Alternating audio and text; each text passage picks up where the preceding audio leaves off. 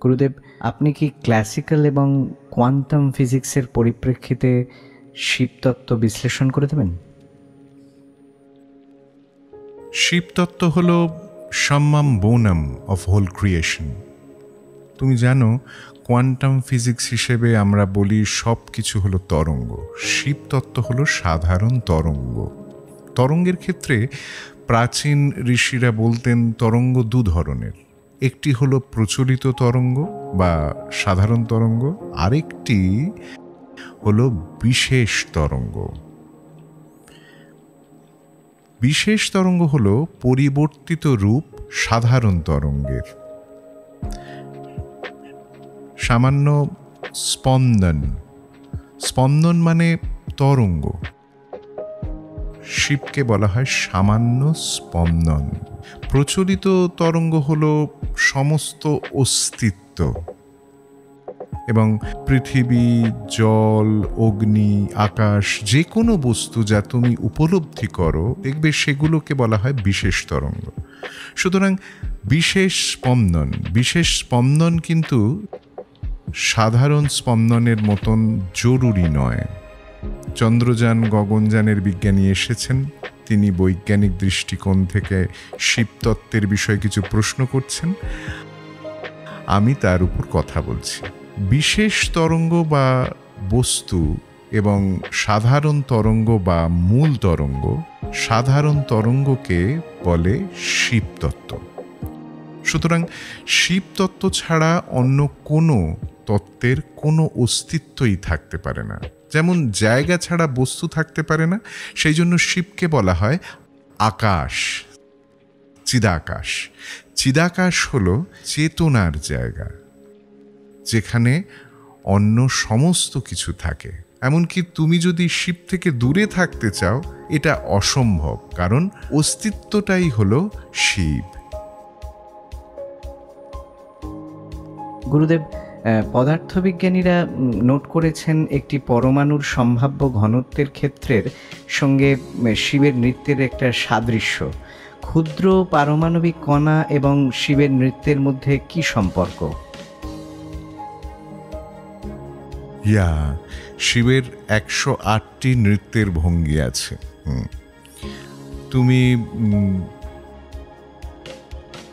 তুমি খুবই সুন্দর করে বলেছ। বিজ্ঞানী হিসেবে তুমি দেখেছ পারমাণবিক কণাগুলোর গতি শিবের নৃত্যের মতো, কারণ কোনো কিছুই স্থির নয়, প্রতিটি জিনিসই গতিতে চলছে। সেই জন্যই এটি চেতনা। আর শিবের চেতনা মানে হচ্ছে একটা সব সময় গতিতে রয়েছে। এবং আনন্দ তাণ্ডব, অনেক তাণ্ডব আছে, তার মধ্যে একটি আনন্দ তাণ্ডব, সুখের তরঙ্গ। সুখের তরঙ্গ তখন উৎপত্তি হয় যখন শিব তত্ত্ব বা শিব মন্ত্রকে স্বীকৃতি দেয় বা আত্মসাৎ করে সত্তা। গুরুদেব, আপনি ডার্ক এনার্জি বা ডার্ক ম্যাটার এবং শিবতত্ত্ব নিয়ে কিছু বলুন।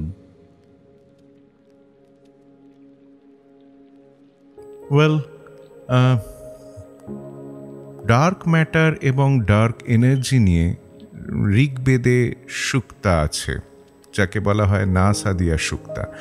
নাসাদিয়া সুক্তাতে বলা হয় যে শুরুতে অন্ধকার আচ্ছাদিত ছিল, অন্ধকার দ্বারা।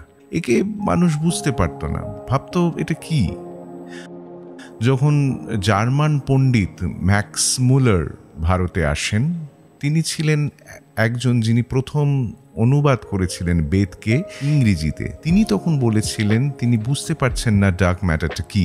অন্ধকার দ্বারা আচ্ছাদিত, এবং সেখানে ছিল জল এবং সেখানে ছিল গতি। এরপর ধ্যান এটিকে উন্মোচন করে। ঋষি অরবিন্দ সেটা দেখেছিলেন উপলব্ধির অন্য স্তর থেকে, এবং বর্তমানে বিজ্ঞানীরা বুঝেছেন প্রাচীন তত্ত্ব কি বলেছিল। মহান। শুরুতে সেখানে কোনো অস্তিত্ব ছিল না এবং অস্তিত্বহীনতাও ছিল না। না সাদাসি নো সাদাসি তদানি। তুমি বলতে পারবে না এটার অস্তিত্ব আছে, তুমি বলতে পারবে না এটার অস্তিত্বহীন। এবং অন্ধকার আচ্ছাদিত ছিল অন্ধকার দ্বারা। সুতরাং প্রকৃতপক্ষে শিব তত্ত্বকে কখনোই বোঝা যাবে না আমাদের যুক্তিপূর্ণ মন দ্বারা। এটা তার পরের, এটা হলো অভিজ্ঞতামূলক অস্তিত্ব। গুরুদেব, শিবরাত্রির সময় শক্তির বিশেষ কি চেহারা হয়?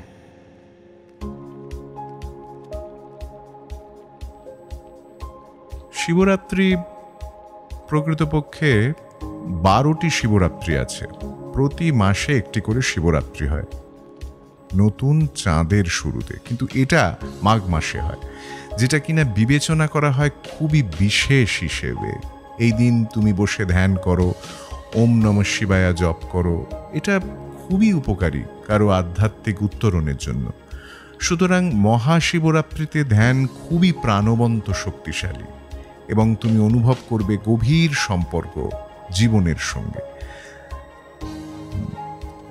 যদিও তুমি এখনো সংযুক্ত আছো অস্তিত্বের সঙ্গে, কিন্তু যখন তুমি ধ্যানের গভীরে যাবে, তুমি ক্ষণস্থায়ীকে অতিক্রম করে যাবে, তখন তুমি বুঝবে সেই সম্পর্ক আরো গভীরভাবে। আধ্যাত্মিক বিবর্তনের জন্য এটা বলা হয় যে অপসারণ করে সমস্ত মল, আবরণ এবং বিক্ষেপ, মনের সমস্ত অপবিত্রতা দূর করে, মানে আত্মার অবগুণ্ঠন দূর করে। তুমি জানো, অবগুণ্ঠনের মধ্যে আসে আত্মা, এবং শিবরাত্রি এমন একটা দিন যখন সেই অবগুণ্ঠন হালকা হয়, তখন তুমি পারো ঘোমটার মধ্যে দিয়ে উঁকি দিতে, যা কিনা মানুষের বোধগম্যের অতীত। সুতরাং শিবরাত্রির দিনে ধ্যান সাধারণ মানুষের ভাষায় সমস্ত পাপ দূর করে এবং তোমার ইচ্ছা পূর্ণ হয়। সাধারণ মানুষ তাই বলে, ধ্যান করো, ওম নমঃ শিবায়া জপ করো, তুমি যা কিছু চাও, যা চাইবে তা পূর্ণ হবে। চেতনা হলো কম্পিউটারের মতন, যা আকাঙ্ক্ষা তুমি করবে একটা নির্দিষ্ট শর্তে তা পূরণ হয়ে যাবে। বিভিন্ন জায়গা, বিভিন্ন পরিস্থিতি, বিভিন্ন সময় তা অনুকূলে হয়। দেখো, উদাহরণস্বরূপ যখন তুমি গাছ লাগাও বা কিছু ফল আছে যেগুলো শুধুই মরশুমি, আম একমাত্র গরমেই হয়, ঠিক? গ্রিন হাউসে আম হতে পারে, সেটা আলাদা ব্যাপার, হ্যাঁ, তাপমাত্রা নিয়ন্ত্রণে যে কোনো কিছু উৎপন্ন হয় গ্রিন হাউসে, কিন্তু সাধারণত নির্দিষ্ট একটা মরশুমে গাছে ফল আসে।